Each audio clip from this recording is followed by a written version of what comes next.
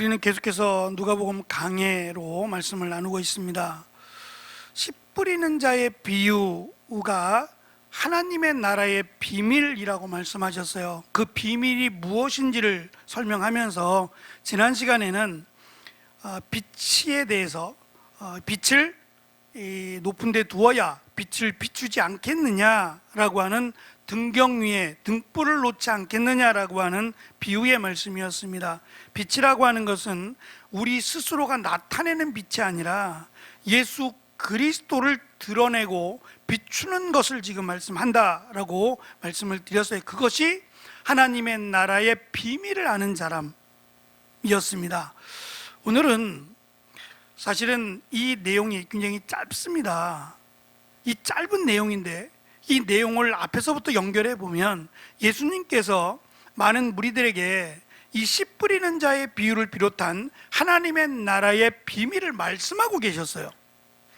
그러니까 설교하고 계신 중에 가족들이 찾아온 거예요. 이 가족들을 알아본 사람이 있겠죠. 누구나 알아본 것은 아니고 제자들 중에 이 예수님의 가족, 예수님이 나사렛에서 복음을 전하신 적이 있어요. 예수님의 고향이 나사렛입니다. 출생지가 아니라 나사렛에서 자라신 거죠. 몇 살부터인지는 알 수 없지만 어린 나이에 애굽에서부터 이집트에서부터 올라와서 나사렛에서부터 자랐고 약 30세가 됐을 때까지도 나사렛에 계셨어요. 그러니까 거의 고향이죠. 가족들은 여전히 나사렛에 살고 있었고요. 그 나사렛에서도 복음을 전한 적이 있을 때에 성경은 어쨌든 예수님의 가족들에 대한 언급이 전혀 없었어요. 그러니까 가족들이 예수님이 나사렛에서 복음을 전하고 나사렛에서 병든 자를 고치고 할 때에도 함께 있었느냐, 거기에 대한 관심을 두지 않았어요. 오히려 나사렛 사람들이 예수님에 대해서 긍정적이기보다는 부정적이었어요. 그리고 오히려 예수님이 기적을 행하셨을 때에 예수님이 여기서 나가달라고. 나사렛은 예수님의 집안 사람들이에요. 거의 시족 사회였으니까. 그런데도 예수님을 나가달라고 오히려 부정적인 행동을 했던 것을 우리는 보았어요. 지금 가족들이라고 소개되는 예수님의 어머니 그리고 예수님의 동생들, 마태복음 13장에는 이 동생들의 이름이 나옵니다. 먼저는 야고보서를 쓴 야고보입니다. 야고보, 그리고 요셉, 그리고 유다, 한 명이 더 있는데 시몬이라고 하는, 그래서 야고보, 요셉, 시몬, 유다서를 기록한 유다입니다. 이렇게 4명의 동생들의 이름이 나와요. 더 있었느냐? 그건 모르겠어요. 그건 모르겠지만 하여튼 4명의 남동생과 여동생들이 있었어요. 지금 예수님을 찾아온 예수님의 어머니와 동생들이라고 소개되는, 형제들이라고 소개되는 사람들이 전부 다냐, 여동생까지 다 왔느냐, 그건 중요하지 않은 것 같아요. 어쨌든 갑자기 예수님께서 씨 뿌리는 자의 비유를 비롯한 하나님의 나라의 비밀을 말씀하고 있는데 가족들이 찾아왔고 누군가 예수님의 가족임을 알았어요. 그리고 이제 예수님께 가서 말씀합니다. 예수님이 말씀을 전하시는 중에 예수님, 가족들이 찾아왔습니다. 그럼 어떻게 해야 돼요? 반갑죠? 사랑하는 가족들이 찾아왔으니 잠시만요. 가족들이 찾아왔으니까 제가 가족들을 좀 만나고 오겠습니다. 편한 시간 잠시 기다리세요 라고 하는 것이 보통이에요. 그 잠시의 짬을 낼 수 없냐 말이에요. 가족들이 찾아왔는데 반가운 가족들이 왔으니 잠시 가족들을 좀 만나고 오겠습니다. 또 이것이 시간이 길어질 것 같으면 돌아가셨다가 다음에 또 오세요라고도 할 수 있을 만큼 가족이니까 누구든지 이해할 만하단 말입니다.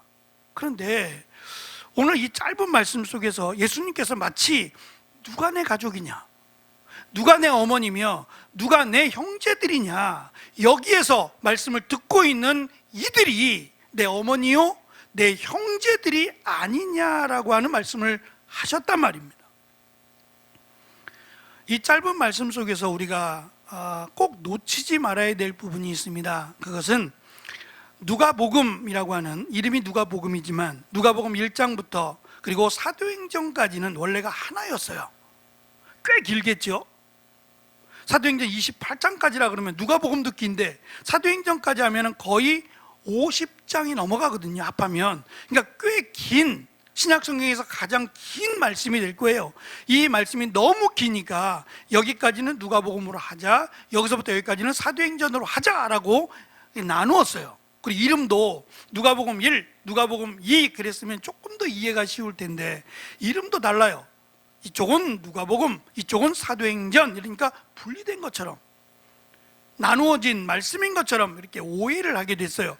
하나의 긴 말씀이에요. 그렇다면 지금 누가는 이 편지를 쓰고자 누가복음을 기록한 목적이 이미 앞에 마가복음도 있었을 것이고 성경이 있다 그랬어요. 그럼에도 불구하고 또다시 누가복음을 기록한 이유는 이게 진짜야? 라고 하는 사실에 대해서 사실인가? 라고 의구심을 갖는 이들이 있다 그랬어요.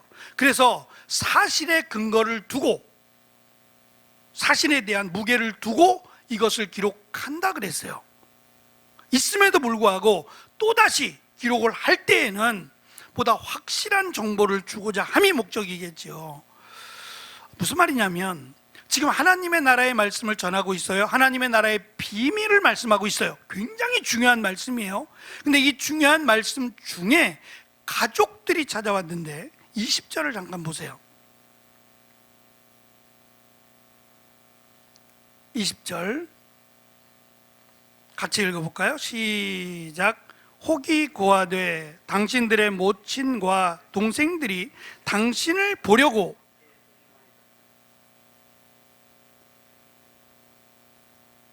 밖에 서 있을 때 아니라 정작 이 하나님의 나라의 비밀에 대한 말씀을 들어야 될 사람은 누구라고요?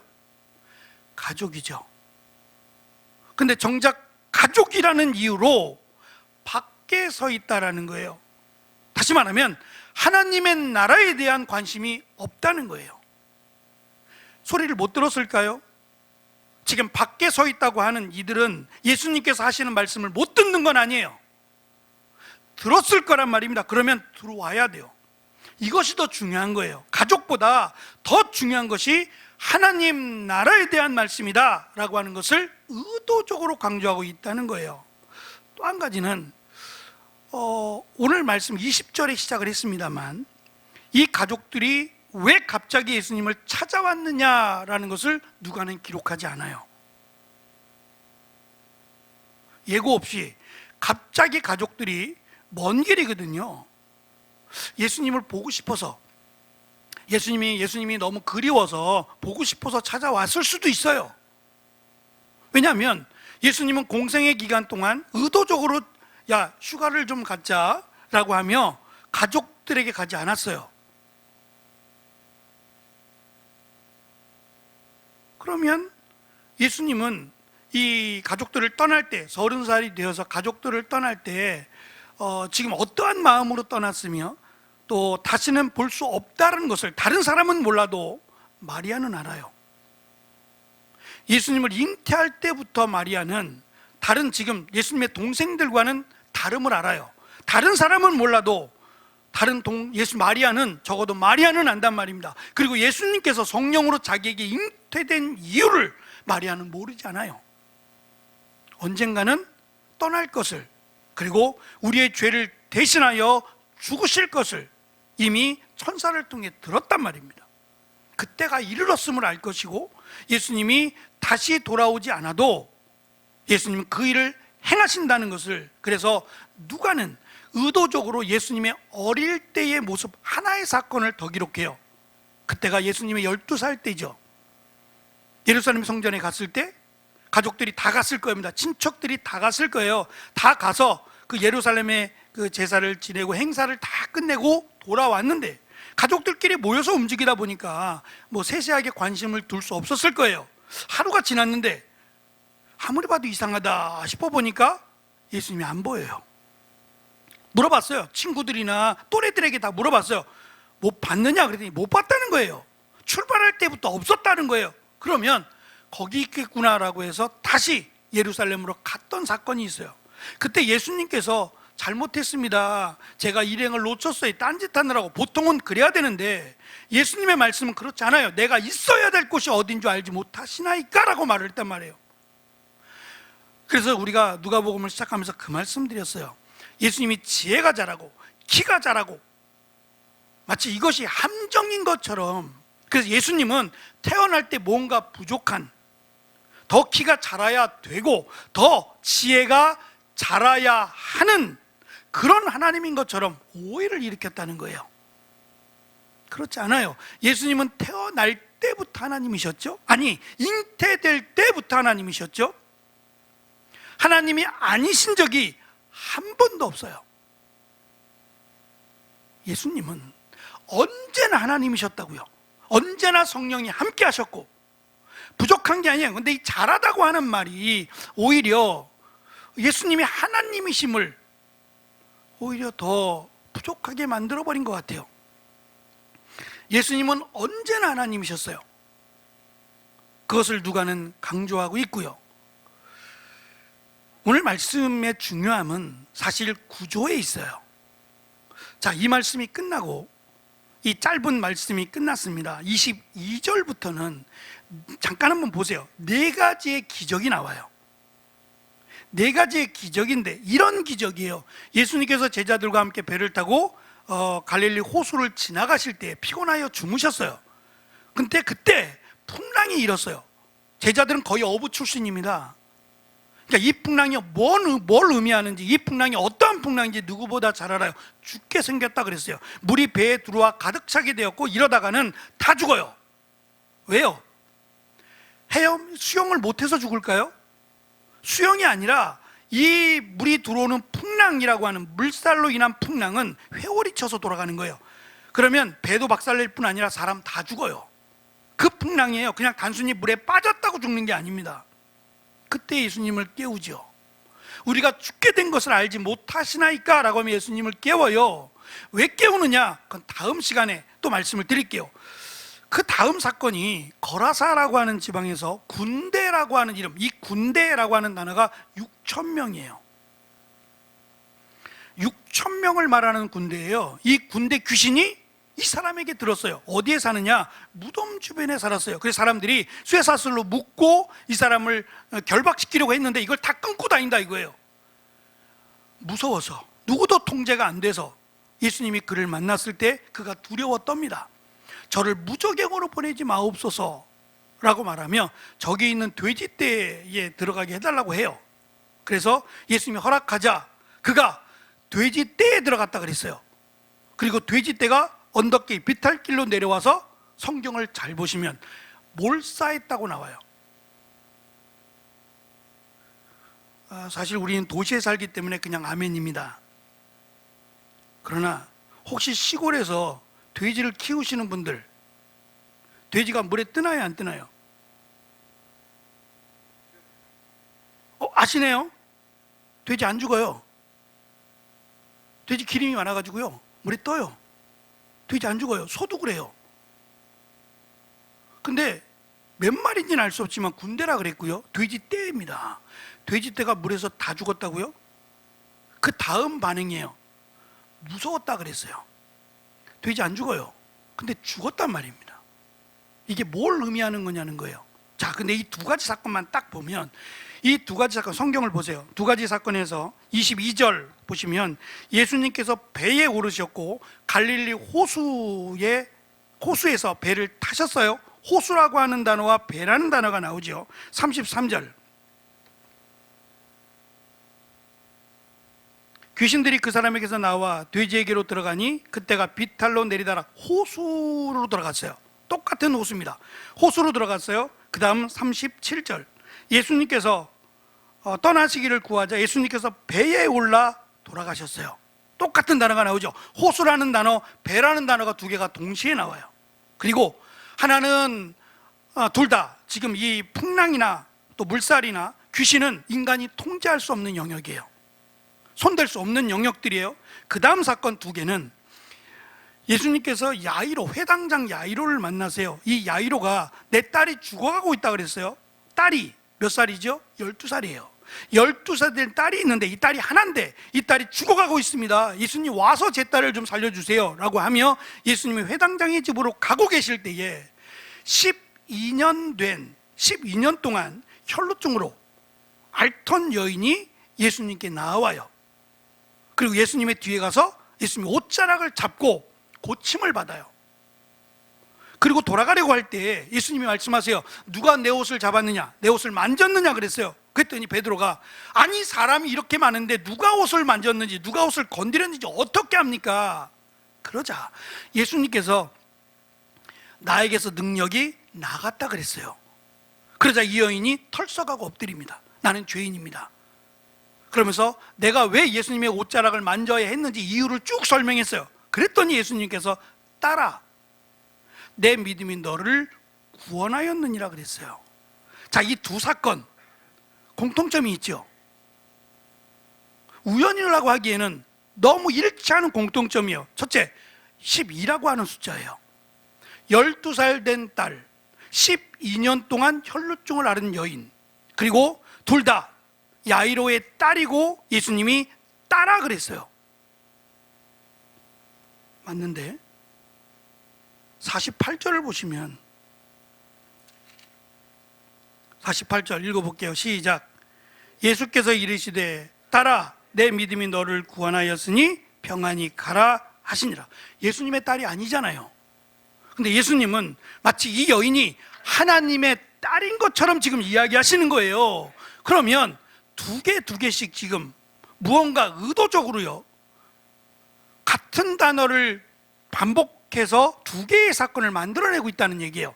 두 개씩 묶어서 이 사건들을 통해서 지금 뭘 말하고자 하는 거냐면 이 말씀, 하나님의 나라의 비밀을 말씀하고 있는 이분이 누구냐? 이분이 바로 예수님이고 메시아라는 거예요.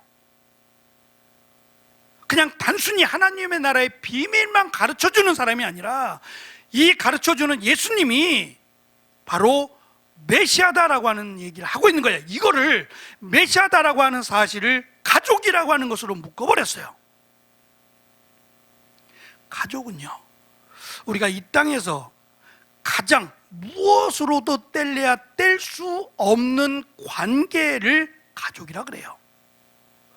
그래서 제가 가족을 좀 어떻게 설명을 드릴까, 이 가족을 어떻게 말씀을 드릴까 하다가 하나의 다큐멘터리 영상을 하나 찍었어요. 밥상, 한국인의 밥상을 주제로 해서 가족이라는 동영상을 하나 찍었습니다. 잠깐 한번 먼저 보시죠.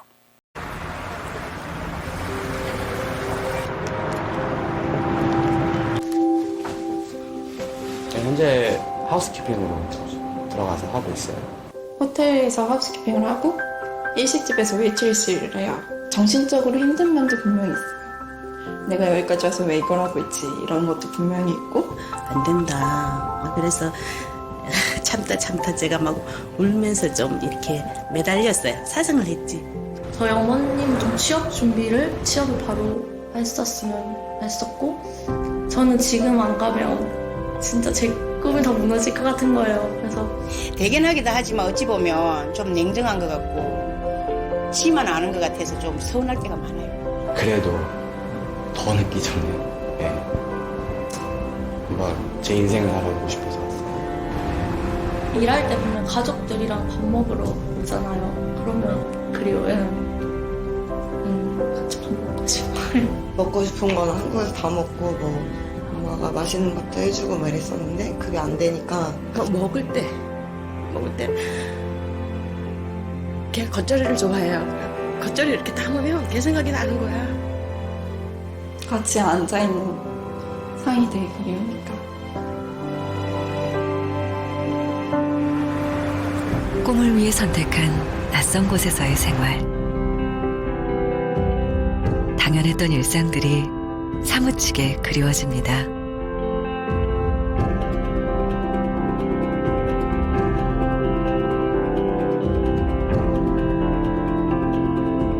우린 꿈을 향해 달려가는 청춘들에게 특별한 선물을 하기로 했습니다. 첫판을 너무 식사하게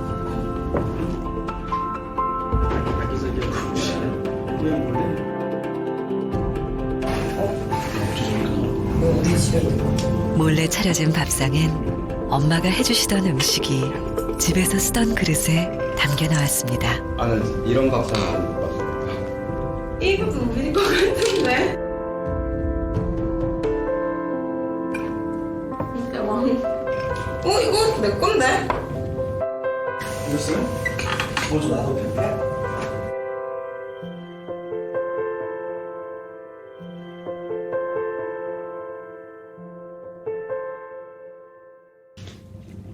그리고 그 순간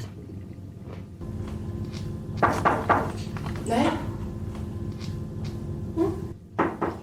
예, 들어오세요. 네. 어? 진아 엄마.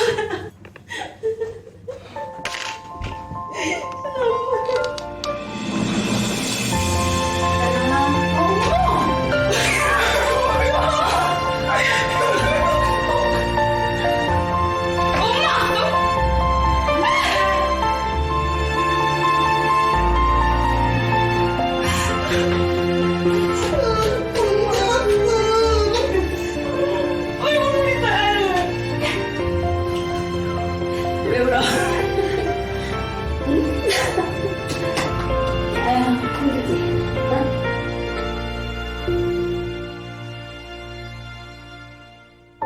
이 낯선 곳에 우리 아들은 처음에 와서 어떻게 다녔을까 그런 생각이 들어요. 그거 하나만으로도 그냥 저는 대단하다고 생각해요.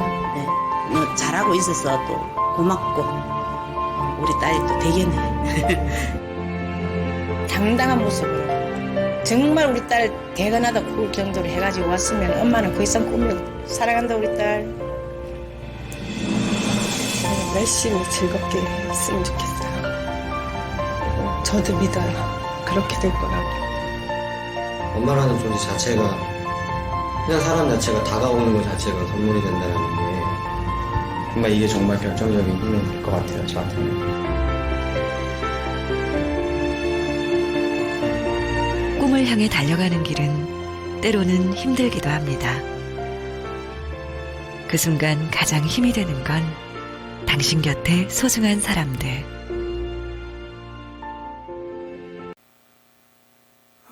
밥상으로 그려낸 가족이죠. 김수철 성사님, 유고 목사님 제일 지금 그리울 거예요. 딸님이 보고 싶고 해서. 사실은 우리는 당연하게 여기지만 이 당연함이 얼마나 소중한 것인가를 좀 알고 기억했으면 좋겠다. 특별히 가족이라는 것은 가장 소중한 것 중에 하나가 아닐까라는 생각을 가져요. 그런데 지금 예수님께서 이 가족들이 그 기대를 하고 간 거예요. 예수님이 나를 반겨줄 거야 라고 하는 기대를 갖고 있었겠지요. 그런데 앞에서 말씀드린 것처럼 왜 가족들이 갑자기 찾아갔느냐, 갑자기 가족들이 왜 예수님을 보고자 나아갔느냐, 누가는 말하지 않지만 마가는 이것을 밝혀요. 그 이유는 예수님이 귀신 들렸다라고 하는 소문을 들었기 때문이라는 거예요. 다시 말하면 예수님이 우리 가족에, 우리 친족에 수치를 줬다는 거예요. 귀신 들렸다는 것이 하나님의 은혜와 거리가 먼 거 아니에요. 그러니 우리 가족에 수치를 주었다라고 하는 생각에 데려가는 거예요. 이제 그만하시고 갑시다. 특히 어머니와 동생들이라고 소개하잖아요. 그리고 예수님이 지금 30대 아닙니까? 30대 시작을 했으니까 30살부터 시작했어도 30, 31, 32 그 가운데 있을 거란 말이에요. 근데 그 전에 이미 요셉은 없어요. 바빠서 못 올 리는 없어요. 굉장히 중요한 일로 가족들이 다 함께 움직일 거라면 당연히 요셉이 왔어야 되는데 요셉은 이미 예수님보다 예수님이 어렸을 때의 나이 12살 이후로 세상을 떠난 것으로 우리는 알 수 있어요. 그리고 예수님께서 공생애를 30부터 시작했어요. 30이라고 하는 나이는 당시에 적지 않은 나이입니다. 그런데 예수님께서 늦은 나이인 30살의 공생애를 시작한 이유는 이 요셉의 빈자리를, 장남으로서 요셉의 빈자리를 책임졌다는 얘기예요. 요셉이 했던 목수의 일을 예수님이 가정을 위해서 어머니 마리아를 위해서 최소한 30살까지 책임지며 일했다는 얘기예요. 그리고 얼마나 동생과 차이가 나진 않을 거예요. 그 동생들 4명의 남자 동생들이 있잖아요. 이 동생들이 이제 책임을 질 수 있어요. 그래서 예수님은 30살부터 공생애를 시작했다라고 하는 것을 밝힙니다. 말씀드린 것처럼 예수님을 찾아온 가족들에게 하신 말씀이 누가 내 가족이냐? 오히려 2발 신발 벗어 제끼고 가서 사랑하는 가족들을 부둥켜 안고 반가워해야 되는 것이 맞아요. 그런데 예수님은 오히려 가족들이 생각할 때는 섭섭하다라고 할 만큼 누가 내 어머니며 누가 내 형제들이냐라고 말씀하셨어요. 미워서 그러는 게 아니에요. 예수님을 믿지 못해서 귀신 들렸다는 소문을 듣고 찾아온 가족들을 모르지 않으실 거예요. 그들을 밉다라기보다는 섭섭하신 거예요. 여전히 예수님을 형으로만, 여전히 예수님을 아들로만 생각하고 있는 그 믿음이 섭섭하셨어요. 혈연관계라고 하는 것은 당시에 가장 중요한 겁니다. 가족이 혈연관계로 이루어지잖아요. 뗄래야 떼낼 수 없고 끊을래야 끊을 수 없는 관계 아니에요? 그래서 예수님의 어머니의 동생 마리아, 그러니까 예수님에게 이모가 되죠. 그 이모의 아들들인 야고보와 요한, 세베대의 아들 야고보와 요한인데요, 이 야고보와 요한이 또는 그 어머니가 찾아와서 그런 말을 해요. 당신이 왕이 되면, 사람들이 왕이 되달라 그러니까 당신이 왕이 되면 내 아들 하나는 오른쪽에, 내 아들 하나는 왼쪽에다가. 그러니까 제자들이 불만이에요. 불만이지만 어쩔 수 없는 것은 혈연관계니까 이건 어쩔 수 없다라고 제자들이 생각을 했어요. 그만큼 혈연관계가 가장 으뜸이 되어서 유대인들은 아브라함의 자손, 아브라함의 혈통을 갖고 있기 때문에 당연히 하나님의 나라에 들어간다라고 생각했을 만큼, 그런데 예수님은 지금 이 말씀 속에서 그 다음에 이어지는 어마어마한 기적들을 통해서 예수님이 메시아인데, 이 메시아의 가족은, 하나님의 가족은 혈통으로 이루어지지 않는다는 걸 강조하시고자 한 거예요. 누가 내 가족이냐고. 다시 말하면 하나님의 나라에 들어가는 사람이 하나님의 가족인데, 그 하나님의 나라에 들어가는 것은 혈통으로 이루어지지 않는다는 겁니다. 이것만큼은 혈통으로, 부모니까 자녀니까 형제니까로 이루어지지 않는다는 거예요. 그리고 그 답을 21절에서 우리에게 답을 알려줍니다. 같이 읽어볼게요. 21절 말씀입니다. 누가 내 가족이냐에 대한 답입니다. 같이 읽습니다. 시작. 예수께서 대답하여 가라사대 내 모친과 내 동생들은 곧 하나님의 말씀을 듣고 행하는 이 사람들이다 라고 말씀하셨어요. 누가 가족이라고요? 누가 하나님의 가족이라고요? 이 말씀, 하나님의 말씀을 듣고 지켜 행하는 사람, 그게 좋은 땅이었어요. 근데 그 좋은 땅에 해당되는 사람들이 가족이라는 거예요. 하나님의 가족입니다. 아무리 사랑하는 가족이라도 예수님을 믿지 못하면, 예수님을 메시아로 믿지 못하면 누구도 하나님의 나라에서는 만날 수 없다는 거예요. 정말 사랑한다면, 정말 가족들을 사랑한다면 이 가족들이 천국에서 만날 수 있어야 돼요. 그게 정말 사랑하는 거예요. 세상에서도 사랑하는 가족들이라면 뭔가 달라요. 저 가정은 화목해, 저 가정은 정말 사랑하는 가정이야 라고 할 때에는 우리의 눈으로 보기에도 분명 다른 점이 있어요. 어제 주연이가 이제 설교 준비를 열심히 하다가 이게 이제 아는 건 있는데 정리가 안 되는 거죠.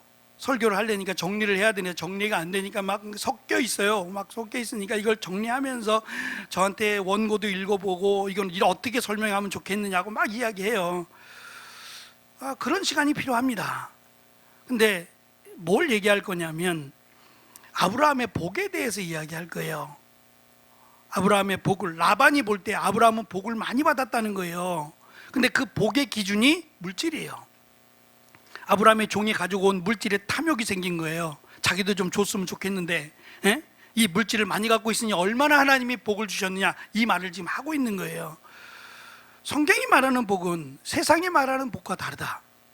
세상은 잘 먹고 잘 살고 남부름 없이 살고 떵떵거리며 살고 성공하면 복이다고 말을 해요. 근데 성경은 그게 복이 될 수 없는 것은 이 땅에서는 그렇게 살 수 있어요. 그런데 이 땅에서 성공하고 부자라고 해서 천국 가냔 말이에요. 오히려 반대 아니에요?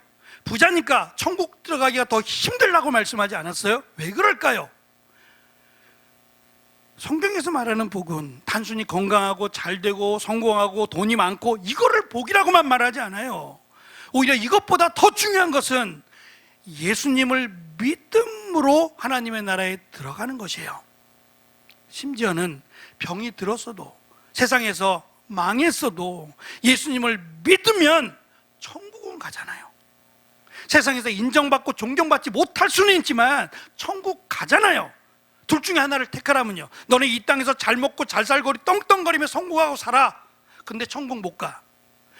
그러나 너희는 세상에서 아무것도 말할 게 없어, 자랑할 게 없고, 세상 사람들이 너는 왜 이렇게 살아라고 말할지 모르지만 예수님을 믿음으로 천국 간다. 둘 중에 하나를 선택하라면, 둘 중에 하나를 선택해야만 한다면 뭘 선택하시겠냐 말이에요.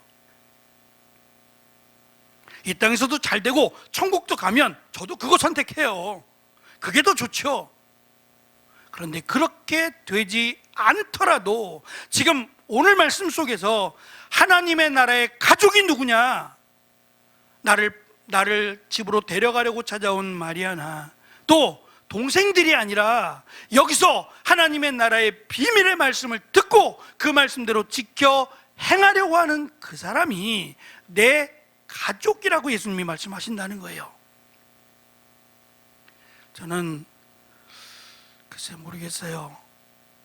병이 걸려서, 참 인간의 힘으로 할 수 없는 병에 걸려서라도 이 자리에 앉혀놓은, 권사님이 앉혀놓은 건 아니죠. 하나님이 앉혀놓은 건데 이 자리에 온 것을 동생이 기뻐하고 감사했으면 좋겠어요. 몸은 연약해지고 참 힘들지만 예수님을 만난다면 큰 기쁨이 그 안에 있으리라고 믿어요. 무엇과도 바꿀 수 없는 하나님의 나라로 인도하는 일을 했잖아요. 이것보다 소중한 게 어딨냔 말이에요. 내가 정말 자녀를 사랑하면 자녀와 함께 천국을 갈 수 있어야 하고, 내가 친척을 사랑하면 그 친척과 함께 천국을 갈 수 있어야 돼요. 가장 후회가 되는 게 그게 아닐까요? 우리 가정 가운데, 우리 식구들 가운데 아직도 여전히 예수님을 알지 못하고 함께 천국에 갈 수 없는 사람들이 있는가? 이 시간 한번 돌아봤으면 좋겠어요. 그리고 그들과 함께 하나님의 나라에 들어가는 하나님의 가족이 되었으면 좋겠습니다. 이 시간 잠시 기도하겠습니다. 우리 가족 가운데, 사랑하는 사람들 가운데 아직도 예수님을 알지 못하고 믿지 못하는 사람들은 없지 않는지 이 시간 잠시 하나님 불쌍히 여겨 주옵시고 그 마음을 녹여주시고 하나님을 믿을 수 있도록, 예수님을 믿을 수 있도록 은혜를 더해달라고 이 시간 잠시 우리 기도하겠습니다.